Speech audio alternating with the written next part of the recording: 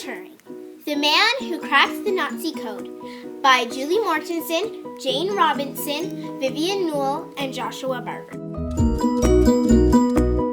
Alan Turing was an amazing explorer of engineering and code breaking. He gave the Nazis a major disadvantage by making the British bomb, a machine to translate their ever-changing Enigma code. Without his help, the Nazis' code may have never been cracked, code breakers may have never been able to translate the code they intercepted, and the Allied forces may have lost World War II.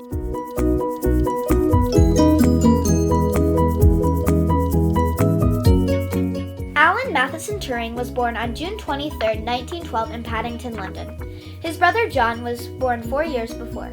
His parents were Julius Matheson and Ethel Sarah Turing. Julius had entered the Indian Civil Service in 1911. This was at the extreme northern end of the Madras Presidency of British-controlled India. When Ethel and Julius went to India, they left Alan and John with the Wards, a foster family. His father, Julius Matheson Turing, was a government official, and his Irish-born mother, Ethel Sarah Turing, had spent much of her life in India, where her father was an engineer. This made John and Alan very isolated until their schooling. But even before Alan was enrolled at a school, science was one of his favorite things. Turing's parents enrolled him at St. Michael's, a day school, at the age of 6. The headmistress recognized his talent early on, as did many of the subsequent educators. His parents and many of his educators decided to enroll him in a better school.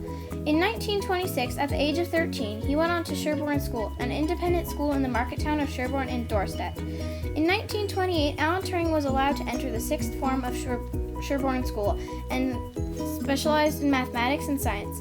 In the science classes, he met Christopher Morcom, another outstanding student and enthusiast for science.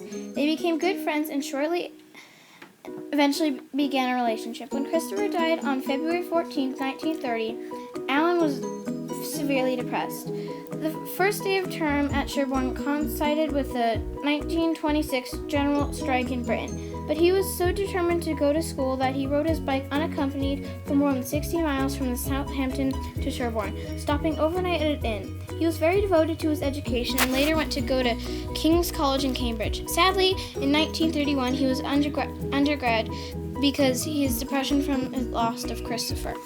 To be recruited to work at Bletchley Park, where code breakers work day and night to crack the Nazi code, one must prove themselves extremely intelligent and good with mathematics and puzzles.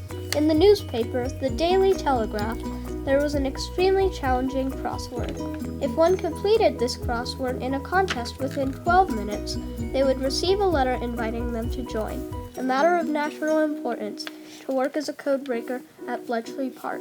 When Alan was recruited there, he had ideas to make a machine to help solve the Nazis' code, even when it changed every day.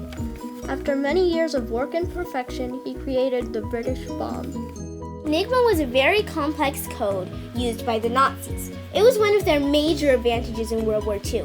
Turing knew that if the code breakers at Bletchley Park cracked the messages by hand, that when the code changed at midnight, they would have to start from scratch, which was insufficient. So, he created a machine that would solve the code for them.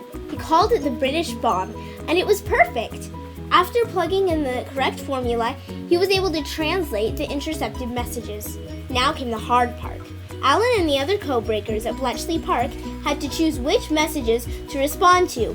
Once, an intercepted message said that the Nazis were going to bomb one of the Allied forces' U-boats. One of the code breakers' brothers was on that U-boat, but Turing wisely decided not to warn the boat of the Nazis' attack, or else the Nazis would know that they had read their messages and cracked their code. Though the soldiers on the U-boat died, the British bomb overall saved about 14 million lives in World War II. Turing explored the depths of code and its extreme difficulties. Breaking the Enigma was challenging, and not just anyone could do it. You had to be the best of the best in science, math, and engineering.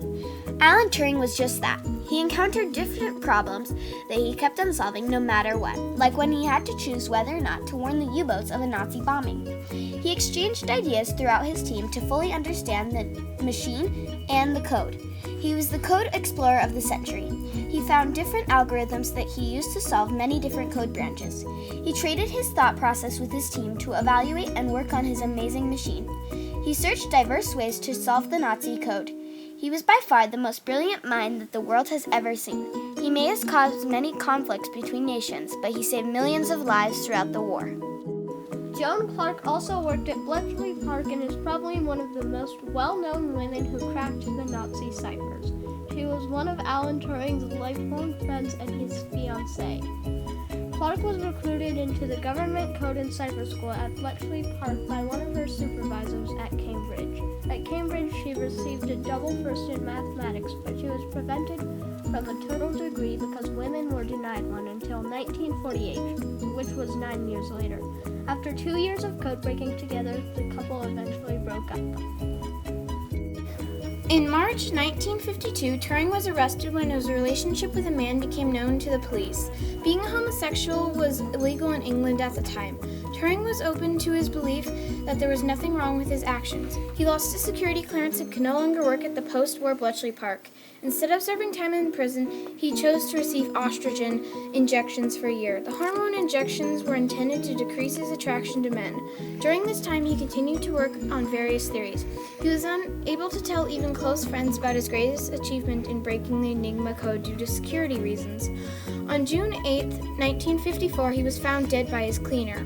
He had died the day before by cyanide poisoning, and his death was declared a suicide, although the evidence is also consistent with accidental poisoning. Alan Turing is considered the father of computer science and artificial intelligence.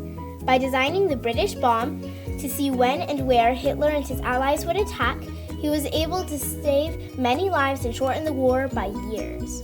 Other areas that benefited from his genius were math, cryptology, and theoretical biology. Some of his theories were not studied or proven until long after his death. Gordon Brown, the British Prime Minister, made an official apology in 2009 for the appalling way he was treated. In 2013, he was given a posthumous pardon by the Queen Elizabeth II. Alan Turing: Exploration, Encounter, Exchange.